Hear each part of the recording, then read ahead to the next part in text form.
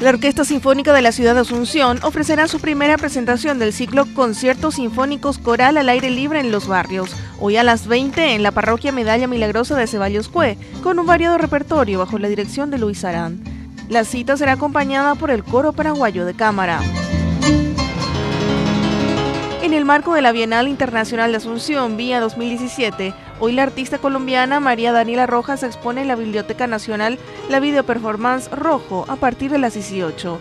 Luego, en la Embajada Argentina, a las 19:30, se habilitará la muestra de la artista Flavia Paiva de Brasil y María Echegoyen de Argentina. Una noche tibia nos conocimos.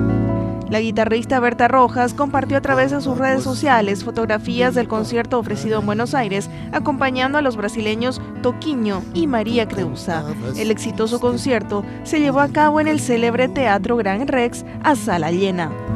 Viejas melodías. También a través de las redes sociales, el arpista y compositor paraguayo residente en Francia, Ismael Ledesma, sumó su voz a la campaña emprendida para que vuelva a realizarse el Festival Mundial del Arpa en Asunción. El evento, que reunía a arpistas de todo el mundo en espectáculos y clases magistrales, se encuentra suspendido este año por falta de apoyo público y privado.